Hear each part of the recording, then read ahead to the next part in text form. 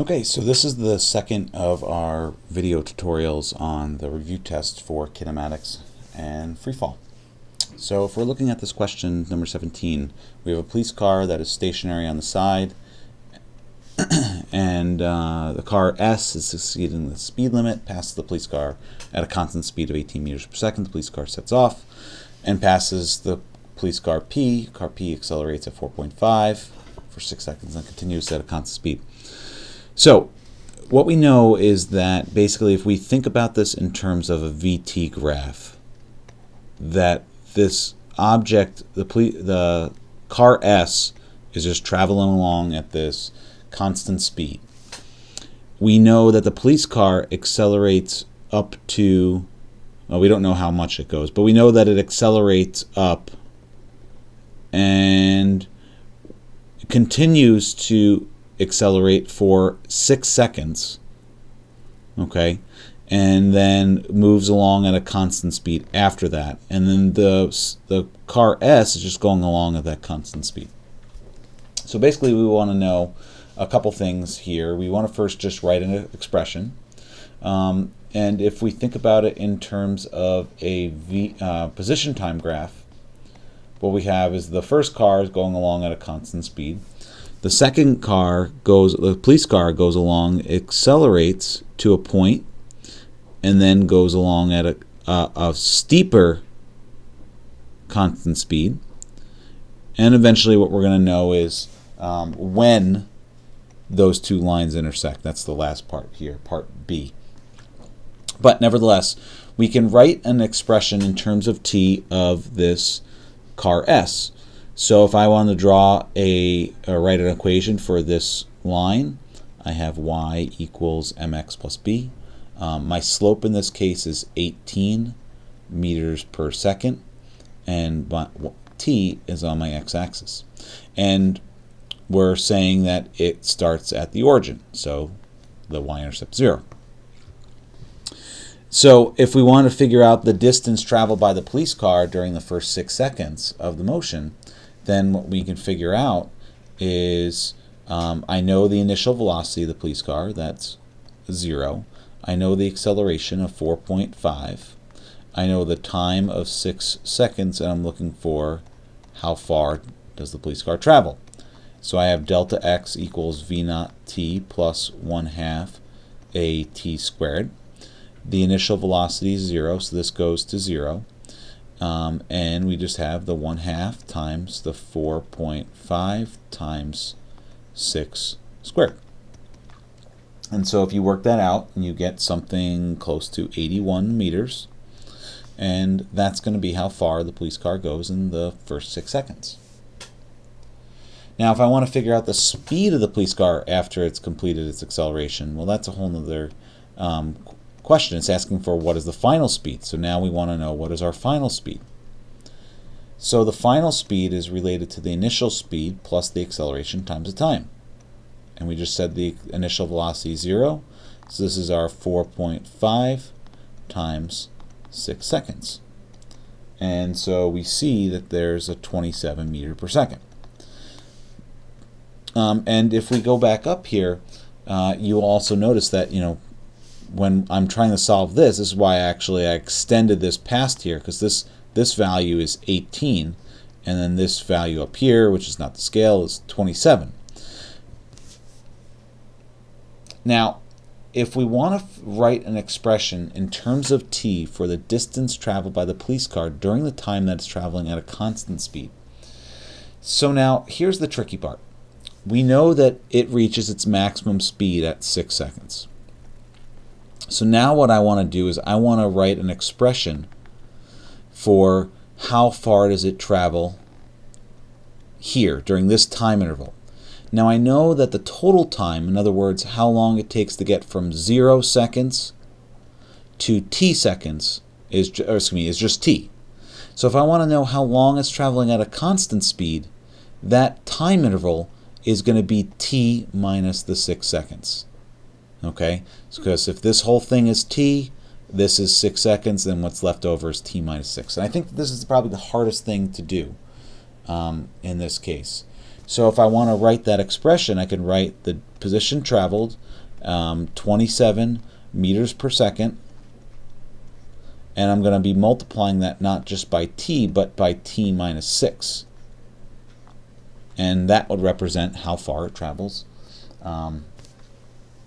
during the time after it's done accelerating. And now what we can do is we could basically take our answer from this part, combine it with our answer from this part. It's the same position at which they intersect, so that would be, you know, like right over here. So the same x, same t. So if we have what's on the left, whoops. On the left-hand side, I have x equals 18t. I'm going to drop some units.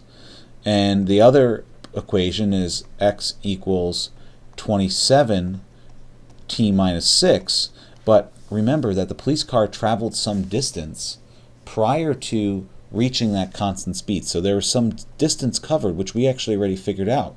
So the police car already traveled 81 meters just getting up to speed. So I do need to include that in on my term because I want to account for that accelerated distance. And then this is now just a matter of setting the two equations equal to each other and figuring out t. So I have 18t on this side is equal to 27 times t minus 6 plus 81. Okay, and you do a little bit of math. Oh, here, let's do this together. So this is 18t. This is 27t minus 27 times 6 is minus 162 plus 81.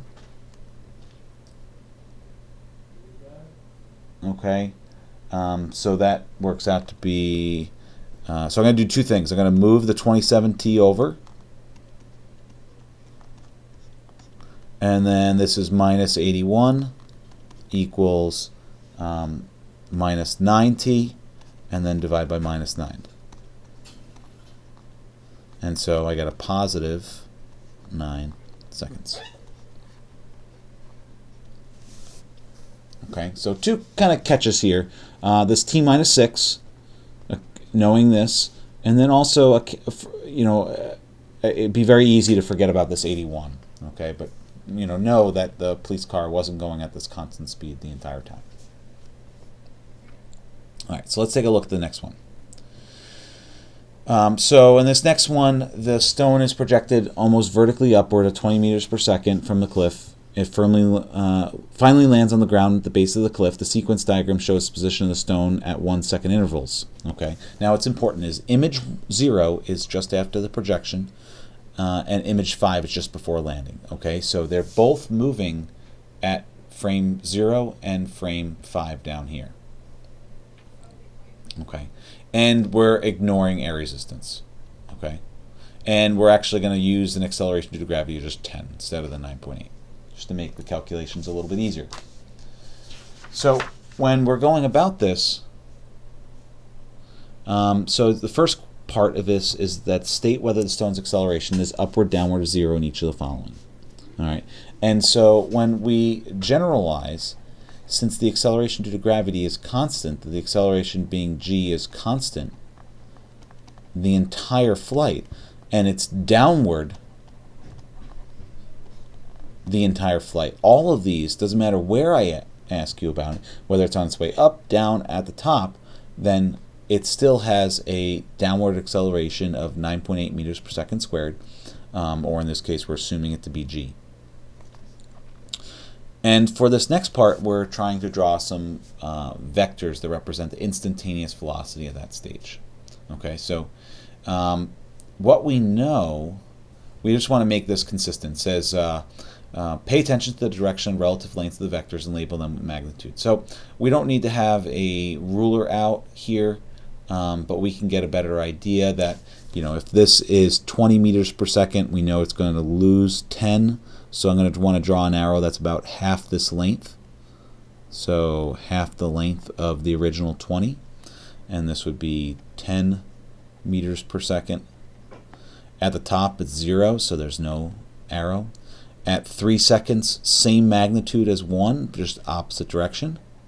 This is minus 10 meters per second. At 4, it's the same magnitude as 0, just the opposite direction. So maybe yay big, minus 20 meters per second. And then at t equals 5, it's going to be going minus 30. And so maybe like that. Once again, don't need to get too crazy with the magnitudes of them. Just show that it's getting smaller. These are approximately equal but opposite direction. It stops at the top. That the minus 20 is the same as the positive 20. Oops. Scrolling too fast here. Okay. So the next part is draw the velocity time of the graph to represent the motion of the stone. On the graph, label the stages represent upward and downward. Okay. So we know that it starts off at a positive 20. 1 second later, we said it's going to be going 10. 2 seconds later, we said that it's going to stop. 3 seconds later, negative 10. 4 seconds later, negative 20. And 5 seconds later, negative 30. And we can connect these, and forgive me already, I'm going to have a hard time drawing this. The best fit would look like that. That's not so bad. What does the slope represent? The slope represents the acceleration due to gravity. Do not just state an acceleration. It's an acceleration due to gravity. Determine the height of the cliff. Okay, so what do we know? We know that the initial velocity, so let's out givens. Initial velocity is plus 20. We're going to call our acceleration negative 10 meters per second squared. We know that the time it takes to land is 5 seconds. And we're looking for the height. So the change in position is a positive 20 times 5 plus 1/2 times negative 10 times 5 seconds squared. These are meters over seconds squared. And so this we get to be positive 100. This is 25 times 10, so 250, half of that. So this is minus 125. And so we get a height of the cliff of minus 25 meters. Okay, so that's going to be all for the second video. Stay tuned for the third video where we finish up the remaining questions. Thanks for listening. Have a good night. Bye-bye.